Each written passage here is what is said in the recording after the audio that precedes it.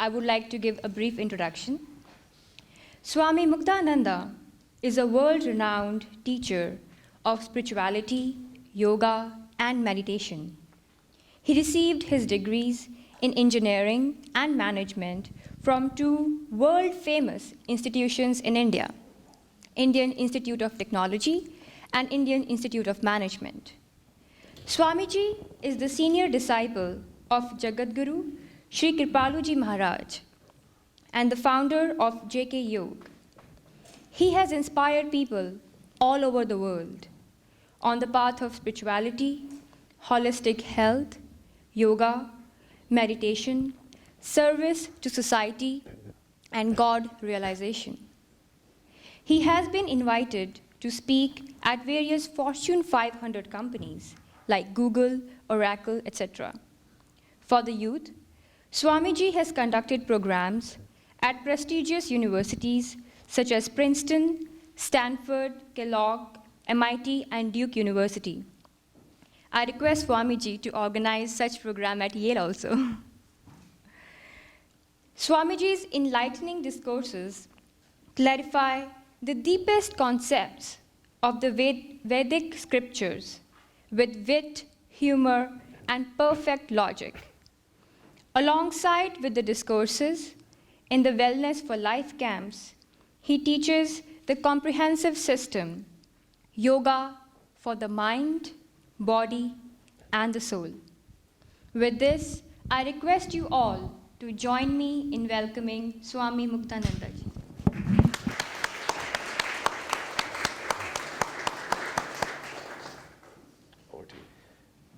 Thank you.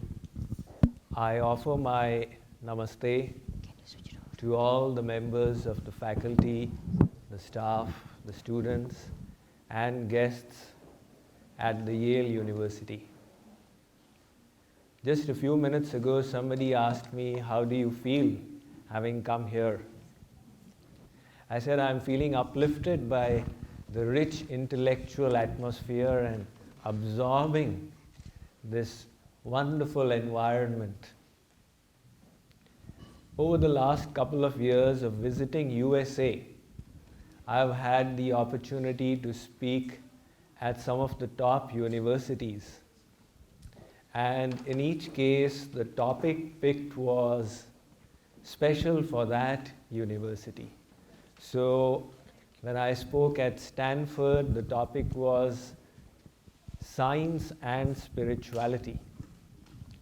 At MIT, the topic was technology for mind management. At the Kellogg Business School, it was spiritual paradigm for management. So when this talk was getting organized and the question arose, what topic will you speak on?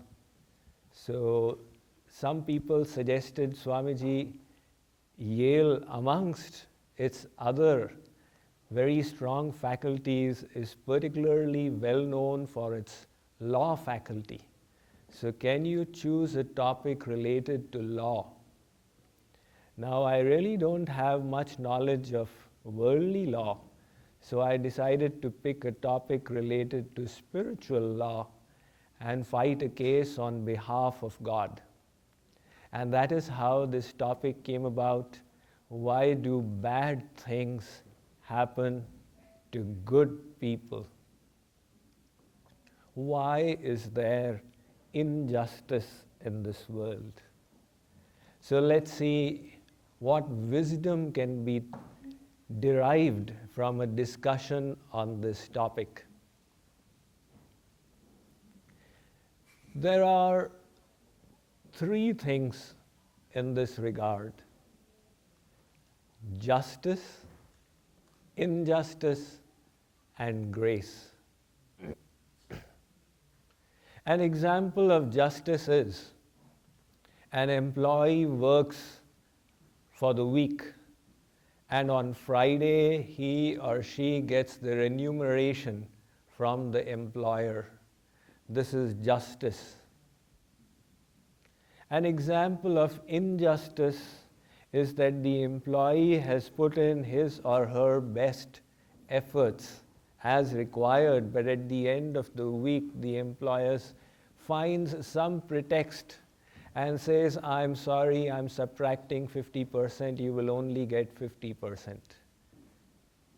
That was injustice.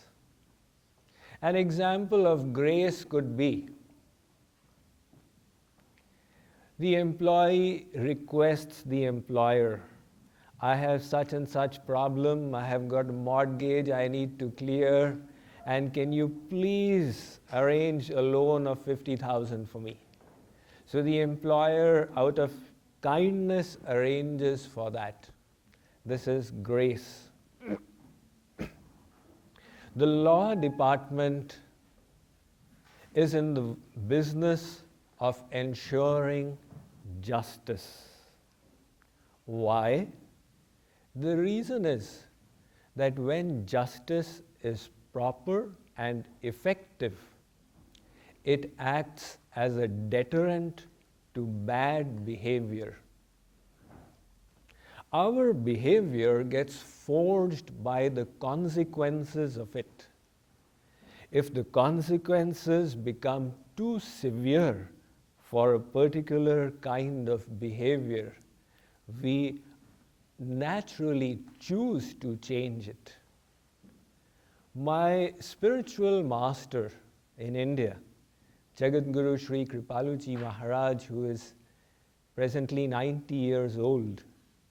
So he once was relating that when he was growing up, he grew up in one of the smallest villages in India.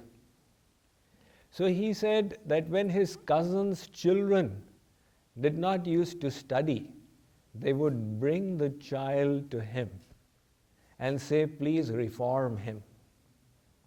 He would lock up the child in a room for 24 hours.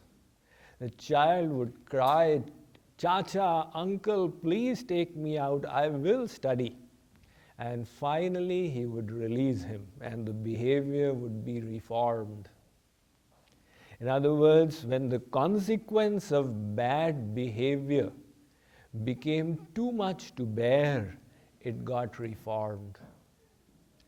This principle holds for animals as well.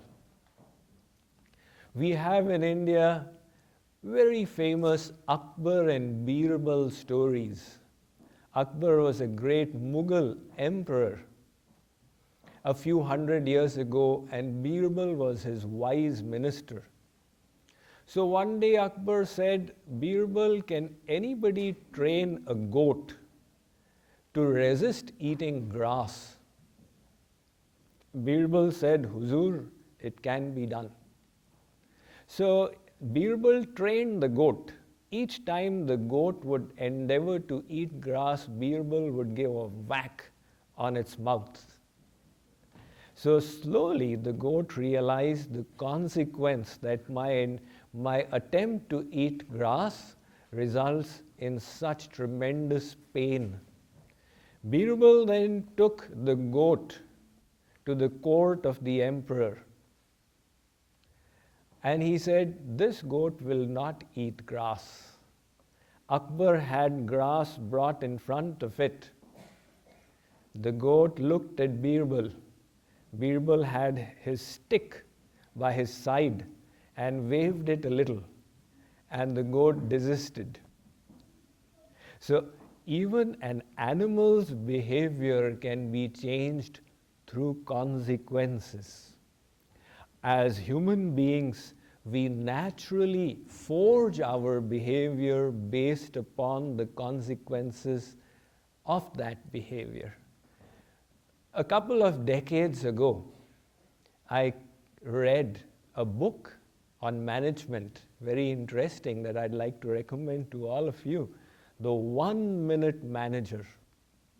It's a very elegant book that teaches how in 1 minute doses you can change people.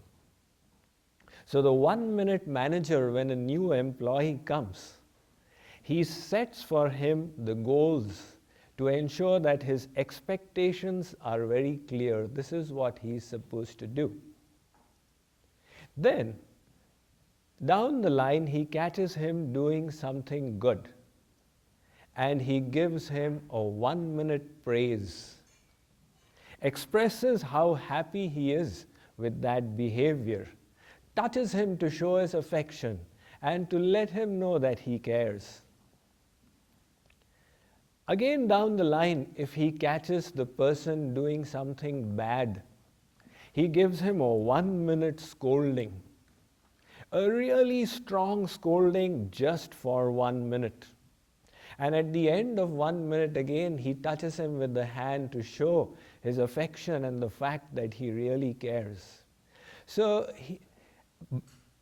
given in these small doses, 1 minute affirmation, 1 minute criticism, a person's behavior starts changing. Some people are quick learners, they change very quickly. Some people need repeated doses for weeks, for months, for years. But consequences definitely change behaviors. And that is why the system of justice is very important. In any place in this world where justice is effective, prompt, and correct, crime naturally reduces. 2 decades ago, there was an SDJM, that's a subdivisional judicial magistrate, attending my programs in a little city in India. And he used to come and speak to me regularly after the programs. He was the in charge for the whole district. So he said, Swamiji, ever since I have come to this post, crime here has reduced tremendously because I ensure that there is justice. Similarly, often I have visited Singapore, and Singapore has got one of the lowest crime rates in the world. And the reason for that is that justice out there is prompt, strict, and effective. And where such justice doesn't exist, then anarchy prevails.